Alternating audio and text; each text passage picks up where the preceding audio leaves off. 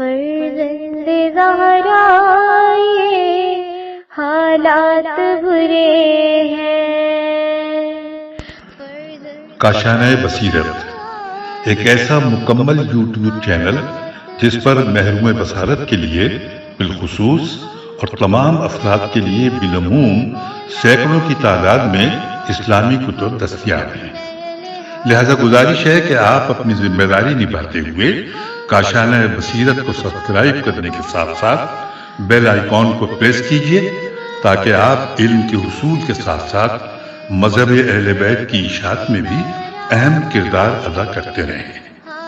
کاشانۂ بصیرت، کاشانۂ بصیرت، کاشانۂ بصیرت۔ فرزند زہرا یہ حالات برے ہیں۔ بسم اللہ الرحمن الرحیم۔ السلام علیکم ورحمۃ اللہ وبرکاتہ۔ سامعین، آپ سماعت فرما رہے ہیں توحید مفضل لیکچر نمبر 4، آفات و حوادث، بیماری، موت۔ اس کا عنوان ہے، ترجمہ کیا ہے مولانا سید محمد ہارون زنگی پوری صاحب قبلہ نے، سائنسی تشریحات بیان کی ہیں محمد علی سید صاحب نے۔ آج ہم آپ کے سامنے اس کی 12ویں ریکارڈنگ پیش کر رہے ہیں، صفحہ نمبر 74، باب شروع ہو رہا ہے 7واں۔ کاسموس، زینت و آرائش۔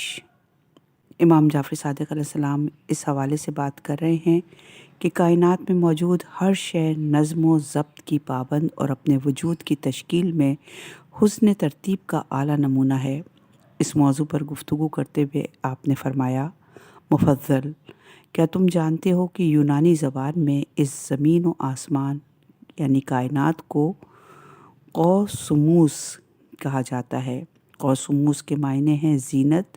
تو یہ جو یونانی فلسفے نے اس عالم کائنات کو قوسموس کہا، تو اسی سبب سے ساری کائنات میں حسن ترتیب اور بہترین نظم و ضبط پایا جاتا ہے۔ انہوں نے اس عالم کو یہ نام نظام کائنات میں حسن ترتیب اور قوانین فطرت کی درستگی کو دیکھتے ہوئے دیا ہے۔ یہ نام کائنات کے لیے یونان کے فلسفے نے یہ ظاہر کرنے کے لیے منتخب کیا کہ دنیا پر ظاہر کریں کہ یہ سارا عالم حسن ترتیب کے ساتھ ایک بہترین نظام کے تابع ہے۔ کاسموس اور یونانی فلسفی۔ مولانا ہارون زنگی پوری نے اپنے ترجمے میں لفظ کاسموس کو بڑے قاف سے قوسموس لکھا ہے۔ اصل لفظ کاسموس یعنی چھوٹے قاف سے ہے۔ سائنس پڑھنے والے دوست اس لفظ سے اچھی طرح آگاہ ہیں، لیکن اس کے ماخذ اور معنی سے ممکن ہے کوئی دوست واقف نہ ہو۔ کاسموس دراصل یونانی زبان کے لفظ کوسموس کی نئی شکل ہے۔ آج سائنسی زبان میں سے کاسموس میں لکھا جاتا ہے۔ اس لفظ کے لغوی معنی انتہائی پیچیدہ اور منظم کے ہیں۔ جب کوئی چیز منظم ہوتی ہے تو اس میں حسن ترتیب کو واضح طور پر دیکھا جا سکتا ہے۔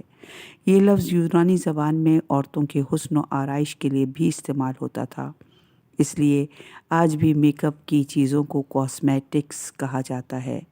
اس لفظ کاسموس کو سب سے پہلے یونان کے عظیم فلسفی فیثاغورس نے اس عظیم، پیچیدہ، پراسرار اور منظم کائنات یعنی یونیورس کے لیے استعمال کیا تھا۔ واضح رہے کہ یونانی فلسفی فیثاغورس کا عہد حضرت عیسیٰ علیہ السلام سے 571 سال پہلے کا ہے۔ معالجین کی غلطیوں کے باوجود ان پر بھروسہ۔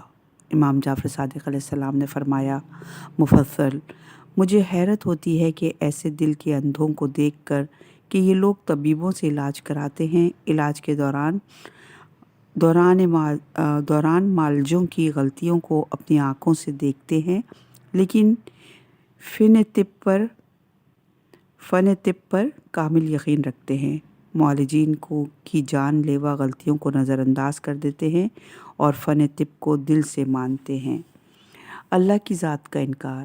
اس کے برعکس حکیم مطلق یعنی خالق کائنات اللہ جل شانہ کی پیدا کی ہوئی کسی شے یا کسی حکمت پر کوئی غلطی، کوئی بد نظمی نہیں دیکھتے، لیکن خالق کائنات کے وجود کا انکار کرتے ہیں۔ انہیں خالق کائنات کی حکمتوں کا شعور کیوں حاصل نہیں ہوتا؟ تم دیکھو کہ یہ گمراہ لوگ کس طرح اللہ تعالیٰ کی ذات والا صفات کی شان میں گستاخی کے مرتکب ہوتے ہیں۔ ایک شخص معنی کی جہالت پر تعجب ہوتا ہے کہ اسرار علم کی واقفیت کا دعویٰ کرتا ہے اور کائنات کے خالق اور اس کے عدم سے وجود میں آنے کے لاکھوں کروڑوں دلائل پر غور و فکر کرنے سے قاصر ہے۔ مانی اور اس کے عقائد۔ مانی کا پورا نام مانی من فاتق تھا۔ یہ شخص شاپور بن ارد شیر نامی بادشاہ کے زمانے میں گزرا ہے اور آتش پرست تھا۔ اس کا عہد حضرت عیسیٰ علیہ السلام کے بعد کا ہے۔ اس گمراہ شخص کا خیال تھا کہ عالم یعنی یہ زمین اور آسمان عدم سے وجود میں تو آئے ہیں، لیکن انہیں دو قدیم اور ایک دوسرے سے متصادم خداؤں سے پیدا کیا ہے۔ ایک قوت نور ہے اور دوسری ظلمت۔ اس کا کہنا تھا کہ یہ دونوں دو الگ الگ قوتیں ہیں، دونوں میں سماعت و بصارت بھی موجود ہے، لیکن اپنی اصل میں یہ شکل و صورت اور فعل اور تدبیر میں ایک دوسرے کی ضد ہیں، یعنی ان کے کام اور طریقہ کار ایک دوسرے سے مختلف ہیں۔ ایک کا نفس اچھا ہے، دوسرے کا نفس برا ہے۔ ایک کی صورت اچھی ہے، دوسری ذات کی صورت بری ہے۔ ایک کے افعال یعنی کام اچھے ہیں اور دوسرے کے کام برے۔ اچھے برے خدا۔ گویا یہ شخص دو خداؤں کے وجود کو مانتا تھا۔ اس کی تعلیمات کا خلاصہ یہ تھا کہ اچھی چیزیں جیسے روشنی، غذائیں، ہوائیں، فضائیں، حسن و خوبصورتی، صحت و سلامتی اچھے والے خدا نے پیدا کی ہیں، اور نقصان پہنچانے والی چیزیں مثلاً زہر، بیماریاں، موت، تاریکی وغیرہ دوسرے خدا نے پیدا کی ہیں، اور یہ دونوں خدا ہر وقت ایک دوسرے سے برسر پیکار رہتے ہیں۔ اس شخص نے ان مشرکانہ اور جاہلانہ خیالات نے بہت سے لوگوں کو گمراہ کیا، جس کے سبب خود آتش پرستوں یعنی مجوسیوں میں بہت سے فرقے پیدا ہوئے۔ زرتشتیوں کے علاوہ مجوسیوں کے تمام فرقے دو خداؤں کے قائل تھے۔ ایک خدا کو یزدان کہا جاتا تھا۔ یزداں اچھی شکل و صورت اور صفات والا خدا تھا۔ ہرمن بری شکل و صورت اور خراب صفات والا خدا تھا۔ آتش پرست فرقے یزداں کو نور اور روشنی کا خالق جانتے تھے، اسی لیے یہ لوگ ہر روشن چیز مثلاً سورج، چاند، ستاروں، آگ اور صبح کو قابل عبادت و پرستش سمجھتے تھے۔ حکمرانوں کی سازشیں۔ آتش پرستوں کے یہ فرقے طلوع اسلام سے صدیوں پہلے موجود تھے۔ ان کی جڑیں ایران ہی نہیں ساری عرب دنیا میں پھیلی ہوئی تھیں۔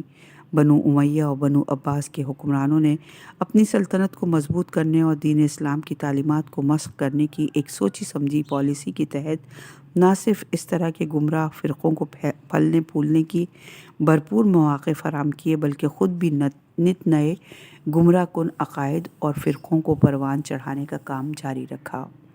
مسلمان حکمرانوں کی شہنشاہیت اور ملوکیت کے سارے ادوار میں خاندان رسالت یعنی اہل بیت اور خصوصاً ائمہ طاہرین کے سوا کوئی موجود نہیں تھا جو عقل و منطق اور علم قرآن کے ذریعے دین اسلام کی حقیقی تعلیمات کا دفاع کرتا۔ ہماری اس بات کی دلیل امام جعفر صادق علیہ السلام کا یہ سلسلہ گفتگو ہے، جسے آپ ان صفحات پر ہم سے سماعت فرما رہے ہیں۔ باب نمبر 8 شروع ہو رہا ہے اور اس کا عنوان ہے اللہ کی ذات وہم و ادراک سے بالاتر ہے۔ صفحہ نمبر ہے 79۔ امام جعفر صادق علیہ السلام اثبات وجود خدا کے بارے میں گفتگو کے دوران اللہ تعالیٰ کی ذات کا انکار کرنے والوں کے بے بنیاد دلائل کا جواب دے رہے ہیں۔ مشرکوں، بت پرستوں اور دہریوں کے حوالے سے بات کرنے کے بعد آپ نے فرقہ معطلہ کے گمراہ کن عقائد کا تذکرہ کیا۔ اللہ کو آنکھ سے دیکھ لیں۔ امام جعفر صادق علیہ السلام نے فرمایا، مفضل، ان سب سے زیادہ تعجب مجھے فرقہ معطلہ والوں کی باتوں پر ہوتا ہے۔ فرقہ معطلہ والے اس بات کے خواہش مند ہیں کہ اللہ تعالیٰ کو براہ راست اپنی آنکھ سے دیکھ سکیں، اگرچہ اللہ تعالیٰ کو آنکھ سے تو کیا، اس کی ذات کی حقیقت عقل سے بھی معلوم نہیں کی جا سکتی۔ بہرحال جب اللہ تعالیٰ انہیں آنکھ سے دکھائی نہیں دیا تو انہوں نے ذات باری تعالیٰ کا انکار کر دیا کہ اللہ کا کوئی وجود ہے ہی نہیں، اور اپنی اس جہالت پر جم گئے کہ اس کائنات کا کوئی خالق نہیں ہے۔ دلچسپ بات یہ ہے کہ کہتے ہیں کہ آخر اللہ تعالیٰ ہماری سمجھ میں کیوں نہیں آتا، یہ بات ہماری عقل میں کیوں نہیں آتی؟ مفضل: ان کی اس احمقانہ بات کا جواب یہ ہے کہ اللہ تعالیٰ کی ذات انسانی عقل کی دسترس سے بالاتر ہے، اسی لیے تمہاری سمجھ میں نہیں آ سکتا۔ بالکل اسی طرح جیسے انسان کی آنکھ ان چیزوں کو نہیں دیکھ سکتی جو اس کی طاقت سے ماورا ہیں، اسی طرح عقل بھی اس شے کو محسوس نہیں کر سکتی جو اس کی صلاحیت سے بالاتر ہو۔ حواس خمسہ کا حال: امام جعفر صادق علیہ السلام نے یہ بڑی حیران کن بات ارشاد فرمائی ہے۔ ہمارے حواس خمسہ یعنی آنکھ، ناک، کان، زبان اور جلد، یہ سب ہمارے جسم میں ایک دوسرے کے قریب بلکہ ایک دوسرے میں پیوست ہیں۔ آنکھ، کان، ناک، زبان سب ایک دوسرے کے قریب موجود ہیں اور کھال یعنی جلد ان میں سے ہر ایک کے ساتھ موجود ہے۔ لیکن کان کو معلوم نہیں ہوتا کہ زبان نے کیا ذائقہ محسوس کیا، زبان کو معلوم نہیں کہ ناک نے کیا سونگھا، جلد کو معلوم نہیں ہو سکتا کہ آنکھ نے کیا دیکھا، زبان نے کیا چکھا، کان نے کیا سنا، ناک نے کیا سونگھا۔ اسی طرح آنکھ، کان، ناک اور زبان جلد کو محسوس ہونے والے دباؤ، نرمی، سختی، گرمی یا سردی کو محسوس نہیں کر سکتی۔ یہ ساری معلومات جب حواس خمسہ کے ذریعے دماغ تک پہنچتی ہیں تو ہمارا دماغ اس بات کا ادراک کرتا ہے کہ کون سی شے کیا ہے، اس کا رنگ، ساخت، بناوٹ، ذائقہ، نرمی، سختی وغیرہ کس طرح کی ہے۔ یعنی حواس خمسہ خود کسی مادی چیز کو دیکھنے اور سمجھنے سے قاصر ہیں جبکہ دماغ اس شے کے بارے میں اپنا فیصلہ صادر نہ کر دے۔ سبب اور مسبب: امام جعفر صادق علیہ السلام نے فرمایا، مفضل: اللہ تعالیٰ کی ذات حواس خمسہ ہی کی صلاحیتوں سے نہیں، خود انسانی دماغ اور اس میں موجود عقل و ادراک حتیٰ کہ وہم و گمان سے بھی بالاتر ہے۔ تو ایسے میں اللہ تعالیٰ کی ذات کو دیکھنا یا سمجھنا کسی کے لیے کس طرح ممکن ہو سکتا ہے؟ البتہ انسانی عقل کو یہ صلاحیت ودیت کی گئی ہے کہ وہ سبب سے مسبب کی جانب متوجہ ہو سکے۔ امام جعفر صادق علیہ السلام نے فرمایا، مفضل: اگر تم کسی پتھر کو ہوا میں اڑتا ہوا دیکھو تو سمجھ جاؤ گے کہ اسے کسی پھینکنے والے نے پھینکا ہے۔ یہ بات آنکھ کے ذریعے تمہاری سمجھ میں نہیں آتی بلکہ اس بات کو تم نے اپنی عقل سے سمجھا، اس لیے کہ عقل ہی اس بات کا فیصلہ کرتی ہے اور جانتی ہے کہ پتھر خود بخود زمین سے اٹھ کر فضا میں بلند نہیں ہو سکتا۔ آنکھ نے تو صرف پتھر کو اڑتے ہوئے دیکھا اور اس کی اطلاع دماغ کو فراہم کی۔ دماغ میں موجود عقل و فہم اور دلیل و منطق کی صلاحیت نے تمہیں یہ بتایا کہ پتھر جو ایک وزنی شے ہے وہ خود ہوا میں نہیں اڑ سکتا تھا، یقیناً اسے کسی نے زمین سے اٹھا کر بلندی کی طرف اچھالا ہے۔ عقل اور ماورائے عقل: امام جعفر صادق علیہ السلام نے فرمایا، مفضل: سنو، جس طرح آنکھ سب کچھ دیکھتی ہے مگر کسی نتیجے تک نہیں پہنچ پاتی، یعنی اس کی صلاحیتیں بے شمار لیکن محدود ہیں، اسی طرح عقل بھی خدا کی مخلوق ہے اور اس کی صلاحیتیں بے شمار اور بے مثال ہونے کے باوجود محدود ہیں، اس لیے عقل بھی ماورائے عقل کا ادراک کرنے سے معذور ہے۔ تو تم اس بات کو سمجھو کہ ذات باری تعالیٰ کی معرفت کے بارے میں عقل بھی کچھ سمجھنے سے قاصر ہے، بالکل اسی طرح جس طرح آنکھ پتھر کو ہوا میں اڑتے ہوئے دیکھ سکتی ہے لیکن عقل کی رہنمائی کے بغیر حقیقت کو سمجھنے سے قاصر ہوتی ہے۔ انسانی عقل اشیاء عالم کو دیکھ کر ان کے پیدا کرنے والے کے وجود کو تسلیم کرتی ہے لیکن اللہ تعالیٰ کی ذات کا احاطہ نہیں کر سکتی۔ ایک اور مثال: امام جعفر صادق علیہ السلام نے فرمایا، دیکھو مفضل، اس بات کو ایک اور طرح سے سمجھنے کی کوشش کرو۔ عقل انسان کو بتاتی ہے کہ مجھ میں نفس اور جان ہے، اگرچہ انسان نے نہ نفس کو دیکھا اور نہ جان کا نظارہ کیا، نہ دوسرے حواسوں سے روح اور نفس کو محسوس کیا، لیکن ہر انسان جانتا ہے کہ وہ روح اور جسم کا مجموعہ ہے۔ جسم کو انسان دیکھ کر اور محسوس کر سکتا ہے لیکن اس بات کو جاننا کہ یہ میرا جسم ہے یا کسی دوسرے کا، یہ انسان کا جسم ہے یا کسی جانور کا، ان سب سوالوں کے جواب اس کی عقل ہی اسے فراہم کر سکتی ہے، جو عقل روح کو دیکھے بغیر مانتی ہے۔ امام جعفر صادق علیہ السلام نے فرمایا، مفضل: جو عقل روح اور نفس کو دیکھے یا محسوس کیے بغیر روح اور نفس کا ادراک کرتی ہے، وہی عقل خالق کائنات کو بھی اسی طرح جانتی اور پہچانتی ہے، اور اس کے نتیجے میں انسان کو ماننا پڑتا ہے کہ اس کا کوئی خالق ہے۔ وہ خود بخود نہیں پیدا ہو گیا، البتہ جس طرح انسانی عقل روح اور نفس کی حقیقت کا پورا ادراک نہیں کر سکتی کہ روح کیا ہے، نفس کس چیز سے بنا ہے، اس کی ساخت و بناوٹ کیا ہے، بس انسان یہ جانتا ہے کہ مجھ میں روح ہے تو عقل اپنی خالق کی شناخت کر سکتی ہے، لیکن اس کے لیے یہ کسی طور بھی ممکن نہیں ہے کہ اللہ تعالیٰ کی ذات کی حقیقت کو جان سکے۔ بے شمار چیزیں جنہیں انسانی عقل نہیں جانتی، اللہ تعالیٰ خالق کائنات ہے، اس کی حقیقت سمجھنا تو دور کی بات ہے، خود اللہ تعالیٰ کی پیدا کی ہوئی بے شمار مخلوقات ہیں جن کی حقیقت کا جاننا اور سمجھنا کسی انسان کے لیے ممکن نہیں ہے۔ مثلاً کشش ثقل، سائنسدان کشش ثقل کو اپنے تجربات کے ذریعے جانتے ہیں، لیکن کشش ثقل ہے کیا، اس کی شکل و صورت، اس کی بناوٹ کس طرح کی ہے، اس کے بارے میں کسی انسان کو کچھ معلوم نہیں۔ اس عظیم کائنات میں بیشتر مادہ ایسا ہے جس کے وجود کو کشش ثقل کی موجودگی کی بنیاد پر مان لیا گیا ہے۔ یہ مادہ کائنات میں ہے، لیکن یہ مادہ کیسا ہے، کیا ہے، اس مادے میں کیا ہو رہا ہے، اس کی تفصیل آج تک کسی سائنسی آلے، دوربین، خوردبین یا کسی اعلیٰ ترین کمپیوٹر کی مدد سے بھی معلوم نہیں کی جا سکی۔ سائنسدان اس مادے کو ڈارک میٹر یعنی نظر نہ آنے والا مادہ کہتے ہیں، اس لیے وہ اس مادے کو کسی بھی ذریعے سے دیکھنے سے قاصر ہیں۔ اور یہ حوالہ ہے ہاؤ یونیورس ورکس سے۔ ایک عجیب بیماری انسان کو اپنی عقل کی وجہ سے دوسرے تمام ذی حیات پر فوقیت حاصل ہے، لیکن یہ انسانی عقل اکثر خود انسان کو دھوکہ دے جاتی ہے۔ اس کی ایک مثال ایک نفسیاتی اور اعصابی بیماری ہے۔ اس بیماری کو باڈی انٹیجریٹری آئیڈینٹی ڈس آرڈر یعنی BIID کہا جاتا ہے۔ اس بیماری کا شکار افراد اپنے جسم کے کسی ایک عضو مثلاً ٹانگ یا بازو کے ایک حصے کو اپنے جسم کا حصہ سمجھنے سے قاصر رہتے ہیں اور اس حصے کو کسی بھی طرح اپنے جسم سے الگ کرنا چاہتے ہیں۔ سرجن حضرات اس آپریشن کے لیے تیار نہیں ہوتے تو ایسے مریض اپنی ٹانگ یا بازو اگر ٹرین کی پٹری پر رکھ کر خود کاٹ لیتے ہیں یا خود کو اتنا زخمی کر لیتے ہیں کہ سرجن کے پاس ان کے اس عضو کو آپریشن کے ذریعے ان کے جسم سے الگ کرنے کے سوا کوئی راستہ نہیں رہتا۔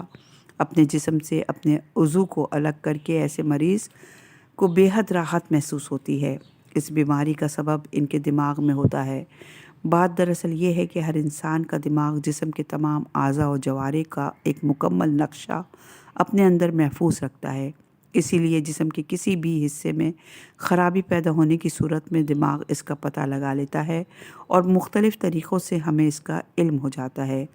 BIID نامی بیماری میں مبتلا مریض کے دماغ میں یہ پیدائشی نقص ہوتا ہے کہ اس کے پاس جسم کا مکمل نقشہ نہیں ہوتا اور وہ عضو ہونے کے باوجود اس عضو سے لا علم رہتا ہے، اور ایسا مریض اپنے جسم کے ایک حصے کو کسی دوسرے کا عضو سمجھنے لگتا ہے۔ اور یہ ریفرنس ہے ویکیپیڈیا سے۔ انسان کو مکلف ہی کیوں بنایا گیا؟ صفحہ نمبر ہے 86۔ امام جعفر صادق علیہ السلام نے فرمایا، مفضل دیکھو، اب اگر وہ فرقہ یعنی معطلہ والے یہ کہیں کہ جب انسان اس ناقص عقل کی مدد سے اللہ کی ذات کو مکمل طور پر پہچان ہی نہیں سکتا تو اسے اس بات کی تکلیف ہی کیوں دی گئی کہ وہ اللہ کی معرفت حاصل کرے؟ تو اس کا جواب بہت واضح ہے کہ اللہ کی معرفت حاصل کرنے کے لیے جو کہا گیا ہے تو اس کا مطلب یہ ہے کہ جس قدر بندوں کے امکان میں ہے اس قدر اللہ کی معرفت حاصل کر لیں۔ انہیں یہ نہیں کہا گیا کہ وہ اللہ کی ذات و صفات پر مکمل احاطہ حاصل کریں، نہیں، ایسا ہرگز نہیں ہے۔ اللہ تعالیٰ کو اپنے بندوں سے صرف یہ چاہتا ہے کہ وہ اس کے ہونے کا یقین حاصل کریں اور اس کے احکامات پر عمل درآمد کریں۔ جس چیز سے انہیں روکا جائے اس سے رک جائیں اور جس چیز کی انہیں اجازت دی جائے اس پر عمل کریں، اس سے استفادہ کریں، اور یقین کو حاصل کرنے کے لیے یہ کائنات، اس کا نظام، اس کے اسرار اور قوانین فطرت موجود ہیں جن پر غور و فکر کر کے وہ رب کائنات کے وجود کا یقین حاصل کر سکتے ہیں۔ اللہ تعالیٰ کسی شخص کو اس کی طاقت سے زیادہ تکلیف نہیں دیتا۔ طاقت سے زیادہ تکلیف، ہم گزشتہ صفحات پر یہ بیان کر چکے ہیں کہ اسلام کے اندر پیدا ہونے والے کئی فرقوں کا تذکرہ کر چکے ہیں۔ یہ تمام فرقے بنو امیہ، بنو عباس کے دور میں پیدا ہوئے یا انہیں ملوکیت کے ان ادوار میں مضبوط کیا گیا۔ ان میں سے ایک فرقے کا نام اشریہ فرقہ تھا۔ اس فرقے کے بانی ابو الحسن اشعری کا کہنا تھا کہ اللہ تعالیٰ بندوں کو ان کی طاقت و صلاحیت سے زیادہ تکلیف دے سکتا ہے، یعنی اللہ تعالیٰ بندوں کو ایسی باتوں کا حکم دے سکتا ہے یا دیتا ہے جنہیں انسان سر انجام نہ دے سکے۔ مثلاً اللہ تعالیٰ انسان کو حکم دے سکتا ہے کہ فضا میں اڑنا شروع کر دے، اگرچہ انسان کے پاس اڑنے کے لیے بال اوپر نہیں ہے۔ ابو الحسن اشعری کا کہنا تھا کہ انسان اگر ایسے حکم کو نہ مانے تو اللہ تعالیٰ اسے سزا بھی دیتا ہے۔ یہ قاعدے اسلامی تعلیمات کے برعکس اور احکامی قرآنی کے خلاف ہے۔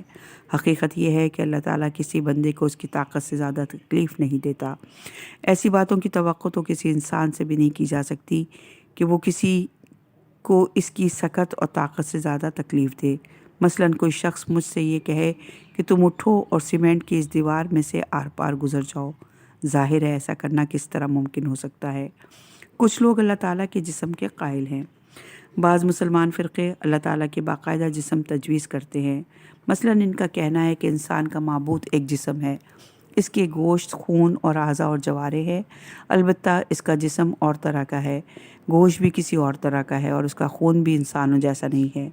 خدا بدن سے سینے تک جوف دار ہے اور نیچے سے بالکل ٹھوس، اس کے بال گھنے، کالے اور گھنگریالے ہیں۔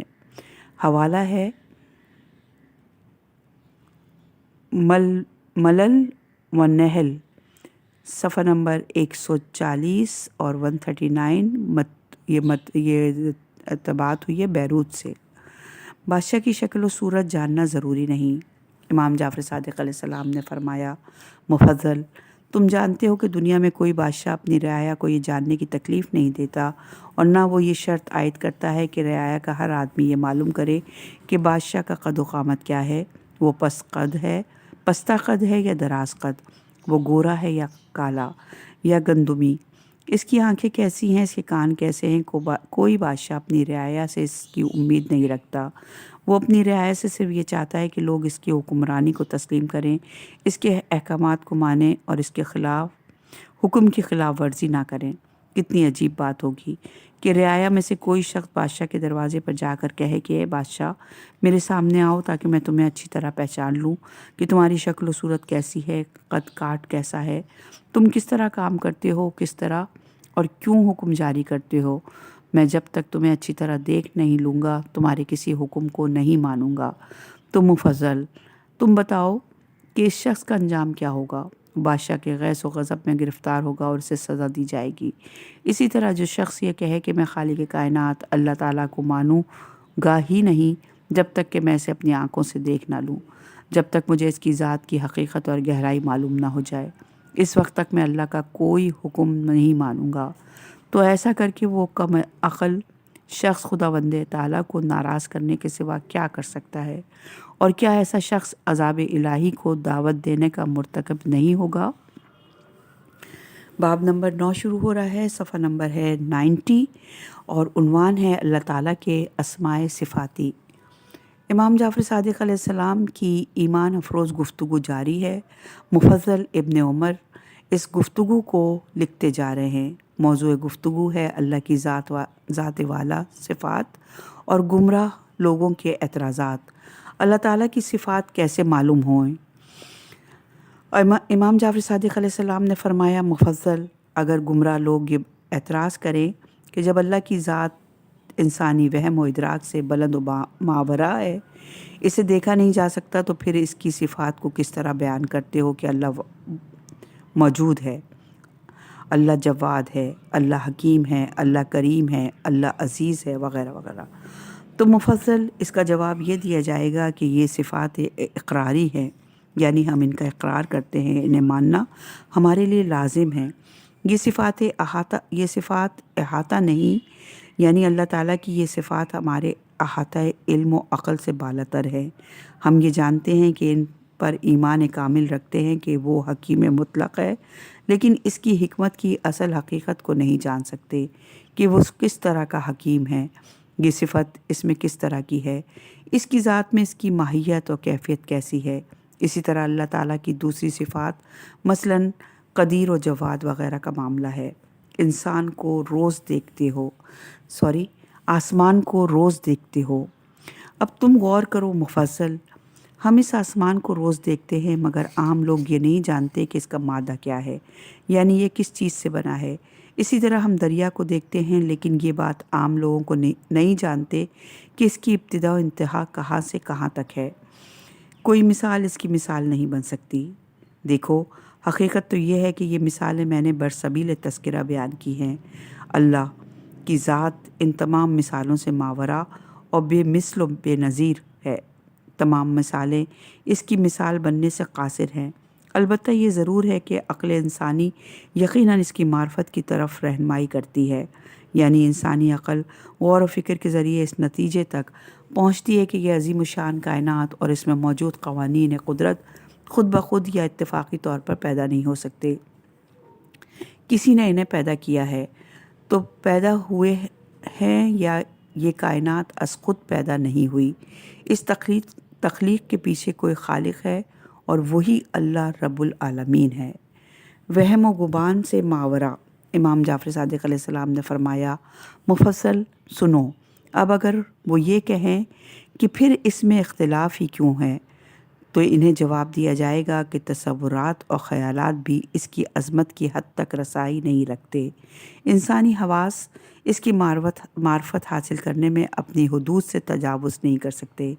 وہ اگرچہ اس کی پوری حقیقت کو معلوم کرنا چاہتے ہیں، لیکن حقیقت یہ ہے کہ اس سے کم درجے کی باتوں کو بھی سمجھنے سے عاجز ہیں۔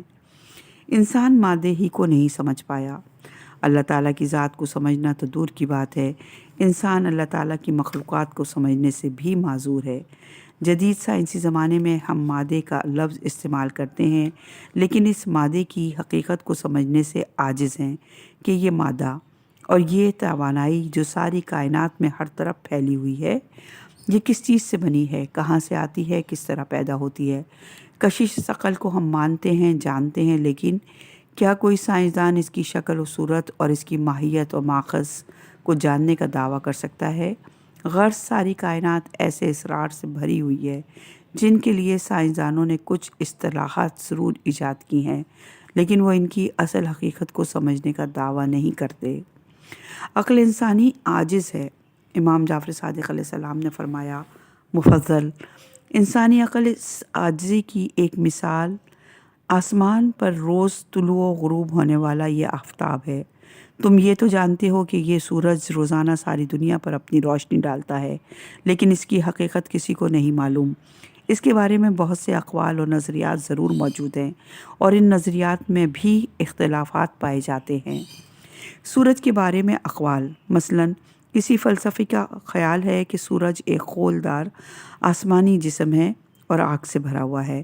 اس کا ایک منہ ہے جس میں سے شعاعیں نکلتی ہیں اور اس سے روشنی پھیلتی ہے۔ کچھ لوگوں کا کہنا ہے کہ سورج دراصل ایک سفید بادل ہے۔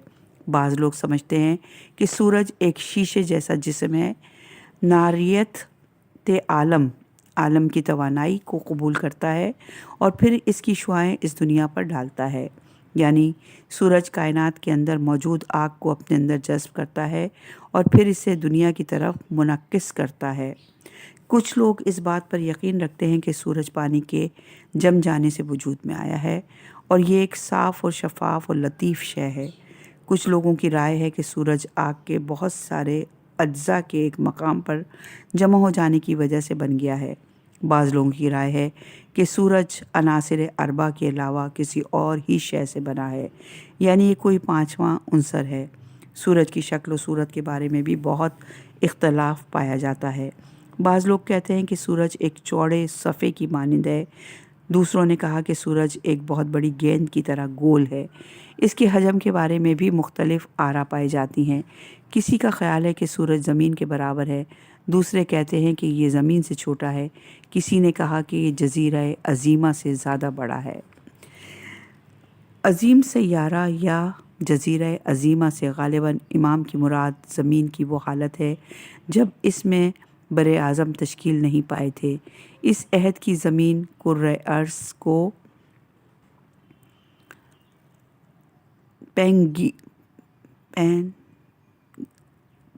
پیناگیا کہا جاتا ہے۔ یہ زمانہ آج سے 4.6 ارب سال پہلے کا تھا، اور یہ حوالہ ہے ہاؤ ارتھ ورک سے۔ سورج کے بارے میں اتنے اقوال۔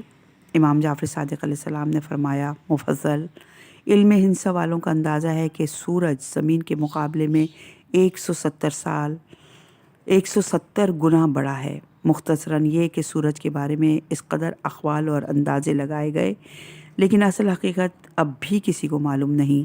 تو مفصل تم خود سوچو کہ جب سورج جسے آنکھ دیکھتی ہے اور عقل و حواس سے محسوس کرتے ہیں، لیکن اس کے باوجود سورج کی اصل حقیقت کسی کو نہیں معلوم، تو اس ذات کو کس طرح سمجھا یا محسوس کیا جا سکتا ہے جو عقل و ادراک حتیٰ کہ تصورات تک سے ماورا ہے۔ سورج اور انسان کی سائنس۔ سورج اور آج کی سائنس۔ امام جعفر صادق علیہ السلام کے دور یعنی آج سے 1250 سال پہلے دنیا بھر کے لوگ کائنات کے بارے میں یونان کے فلسفیوں کے نظریات ہی پر بھروسہ کرتے تھے۔ ان فلسفیوں کے اندازے اور نظریات کی مشاہداتی تصدیق ناممکن تھی، اس لیے اس وقت نہ سائنسی آلات تھے، نہ خلا میں تیرتی ہوئی دوربینیں اور نہ کمپیوٹرز۔ آج کے دور میں ہم کائنات کے بارے میں اگرچہ زیادہ بہتر معلومات رکھتے ہیں، لیکن کائنات اتنی بڑی ہے کہ آج بھی اس کے بارے میں بیشتر باتیں نظریات سے زیادہ حیثیت نہیں رکھتی۔ بہرحال آج کے جدید سائنسی دور میں سورج کے بارے میں جو معلومات ہمیں حاصل ہیں وہ مختصراً سامعین کے سامنے شیئر کرنا چاہتے ہیں۔ مثلاً نمبر 1، سورج کا سائز زمین سے اتنا بڑا ہے جیسے فٹ بال کے مقابلے میں پن کا سر یعنی پن ہیڈ، یعنی سورج زمین سے 10 لاکھ گنا بڑا ہے۔ نمبر 2، سورج زمین سے 9 کروڑ 30 لاکھ میل کے فاصلے پر واقع ہے۔ نمبر 3، سورج کے اندر ہر سیکنڈ میں سینکڑوں ایٹمی دھماکے ہوتے رہتے ہیں۔ سورج کے اندر ہائیڈروجن اور ہیلیم گیس کے عظیم ذخائر موجود ہیں۔ اس ایندھن کو جلا کر سورج توانائی پیدا کرتا ہے۔ نمبر 4، سورج کے مرکز کا درجہ حرارت 27 ارب فارنہائٹ یعنی 15 ارب سینٹی گریڈ رہتا ہے۔ نمبر 5، سورج کا حجم 8,65,000 میل ہے۔ نمبر 6، اس کا وزن زمین سے 3 لاکھ گنا زیادہ ہے۔ نمبر 7، سورج کے اندر 1 سیکنڈ میں اتنی توانائی پیدا ہوتی ہے کہ اس سے امریکہ جیسے بر اعظم کو 50 کروڑ سال تک بجلی فراہم کی جا سکتی ہے۔ نمبر 8، سورج ایک عام ستارہ ہے اور عظیم سرخ ستارے یعنی ریڈ اسٹار کے مقابلے میں بہت چھوٹا ہے۔ ہماری کہکشاں یعنی ملکی وے میں سورج جیسے یا اس سے بڑے کم و بیش 100 ارب ستارے موجود ہیں۔ اور یہ حوالہ ہے امیزنگ فیکٹس دا یونیورس